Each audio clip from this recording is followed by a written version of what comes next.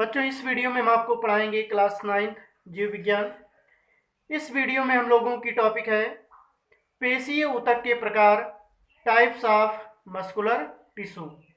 तो पिछली वीडियो में हम लोग पढ़ रहे थे पेशीय ऊतक, मस्कुलर टिश्यू। तो उसमें हमने आपको बताया था पेशीय ऊतक जो है पेशीय कोशिकाओं से मिलकर बने होते हैं, और पेशीय कोशिकाएं जो है तर्कनुमा, लंबी, शाखित व अशाखित जो है कोशिकाएं होती हैं। और पेशी ऊतक संपूर्ण शरीर के भार का जो है 40 से 50% भाग बनाती हैं। और पेशीय कोशिकाओं की उत्पत्ति, पेशीय कोशिकाओं की उत्पत्ति जो है मीसोडर्म से होती है। किससे होती है? मीसोडर्म से। इसके बाद बेटा इस वीडियो में हम आपको पढ़ाएंगे पेशीय ऊतक के प्रकार, टाइप्स ऑफ मस्कुलर टिश्यू। तो हेडिंग है पेशीय ऊतक के प्रकार, टाइप्स ऑफ मस्कुलर टिश्यू। तो कार्य एवं संरचना के आधार पर, किसके आधार पर? कार्य एवं संरचना के आधार पर जो है पेशीय ऊतक बेटा 3 प्रकार के होते हैं। कार्य और संरचना के आधार पर पेशीय ऊतक कितने प्रकार के होते हैं? 3 प्रकार के। पहला है आरेखित पेशी ऊतक, आरेखित पेशी ऊतक। दूसरा है रेखित पेशी ऊतक, और तीसरा है हृदय पेशी ऊतक। तो बेटा जो है कार्य एवं संरचना के आधार पर पेशीय ऊतक जो है 3 प्रकार के होते हैं। आरेखित पेशी ऊतक, रेखित पेशी ऊतक और हृदय पेशी ऊतक। इसमें फर्स्ट हेडिंग है आरेखित पेशी ऊतक। आरेखित पेशी ऊतक, अनस्ट्रिप्टेड मस्कुलर टिश्यू, अनस्ट्रिप्टेड मस्कुलर टिश्यू।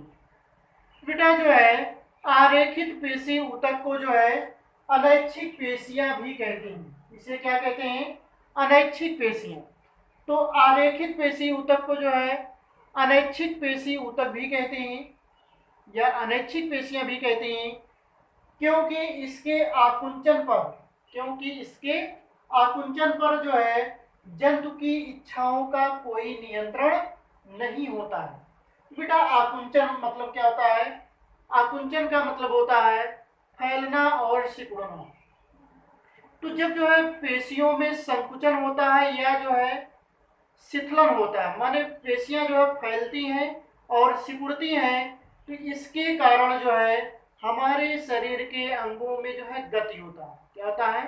गति होता है, मूवमेंट होता है। जैसे जो है ये हमारे हाथ है, अगर हम हाथ को जो है ऐसे करते हैं तो हमारी पेशियां जो है संकुचित होती हैं, सिकुड़ती हैं। और जब हम हाथ को फैलाते हैं तो हमारी पेशियां जो है फैलती हैं।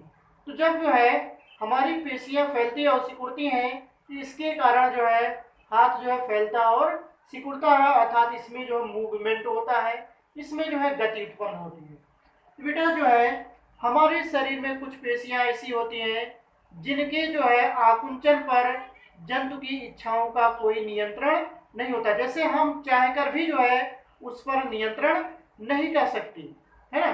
जैसे जो है अगर हमारे हाथ हैं तो हम हाथ को जो है इस तरह से जो है अपनी इच्छा अनुसार सिकोड़ सकते हैं या जो है फैला सकते हैं, अर्थात इन पेशियों पर हमारी जो है नियंत्रण है।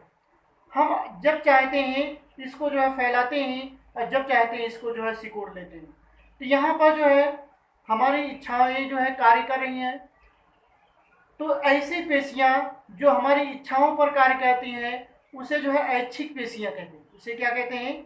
ऐच्छिक पेशियां। और जो पेशियां जो है हमारी इच्छाओं पर कार्य नहीं करती हैं उसे बेटा क्या कहते हैं? अनैच्छिक पेशियां।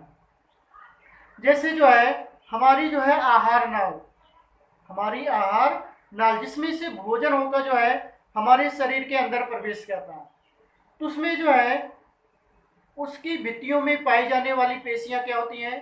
अनैच्छिक पेशियां होती हैं। या जो है जैसे हमारे फेफड़े हैं, क्या है? फेफड़े। तो फेफड़े जो है फैलते हैं, सिकुड़ते हैं। जब जो है वायु फेफड़ों के अंदर प्रवेश करती है, फेफड़े की भित्ति जो है फैल जाती है। और जब जो है वायु बाहर निकलती है फेफड़ों से, तो फेफड़े की भित्ति जो होती है पुनः जो है सिकुड़ जाती है।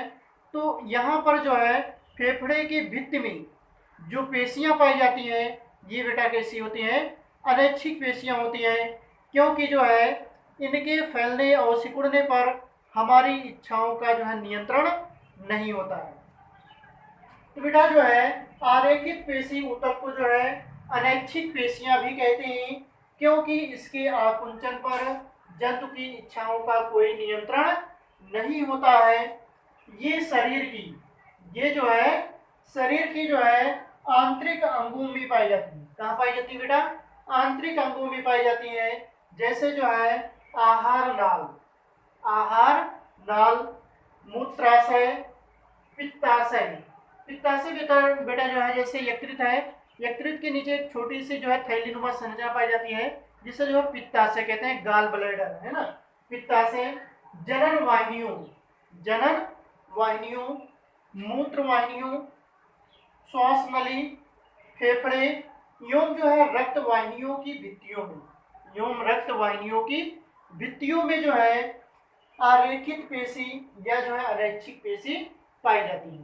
तो बेटा जो है अनैच्छिक पेशियां जो है हमारे शरीर के आंतरिक अंगों जैसे जो है आहार नाल, मूत्राशय, पित्ताशय, जनन वाहिनियों, मूत्र वाहिनियों, श्वास नली, फेफड़े एवं रक्त वाहिनियों की भित्तियों में पाई जाती है। आरेखित पेशी तंतु, आरेखित पेशी तंतु जो है 100 से 200 माइक्रोन लंबे, 100 से 200 जो है माइक्रोन लंबे तथा जो है 10 माइक्रोन व्यास की, 10 माइक्रोन व्यास की जो है तर्क रूपी, तर्क रूपी का मतलब होता है बेटा दोनों किनारों पर जो है पतले और बीच में जो है जो मोटे हो, है ना, उसे क्या कहते हैं, तर्क कहते हैं।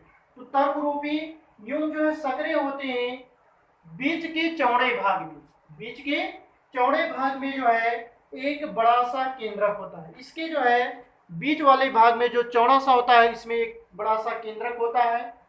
केंद्रक के चारों ओर कोशिका द्रव्य पाया जाता है। केंद्रक के चारों ओर क्या पाया जाता है, कोशिका द्रव्य पाया जाता है, जिसे जो है सार्कोप्लाज्म, जिसे बेटा क्या कहते हैं, सार्कोप्लाज्म कहते हैं। बेटा जो पेशी कोशिका में द्रव्य पाया जाता है, कोशिका द्रव्य पाया जाता है, उसे क्या कहते हैं, सार्कोप्लाज्म कहते हैं। शेष कोशिका द्रव्य, शेष कोशिका द्रव्य जो है महीन धारियों के रूप में होता है, महीन धारियों के रूप में होता है या परिवर्तित हो जाता है, जिससे जो है पेशी तंतु, जिसे बेटा क्या कहते हैं, पेशी तंतु कहते हैं, मायोफाइब्रिल्स कहते हैं, मायोफाइब्रिल्स। पेशी कोशिका की संकुचनशीलता, पेशी जो है कोशिका की संकुचनशीलता अर्थात जो सिकुड़ने और जो है फैलने की जो गुण है, इन्हीं पेशी तंतुओं की उपस्थिति के कारण होती है। जो पेशियां जो है फैलती और सिकुड़ती हैं, इसी जो है पेशी तंतु मायोफाइब्रिल्स के कारण ही होती हैं। किसके कारण होती हैं, मायोफाइब्रिल्स। अर्थात पेशी तंतुओं में फैलने एवं सिकुड़ने की जो है अपार क्षमता होती है। जो हमारी पेशियां हैं इसमें फैलने और सिकुड़ने की बहुत अधिक जो है क्षमता पाई जाती है। ये बेटा जो है पेशी कोशिका है, आरेखित पेशी कोशिका।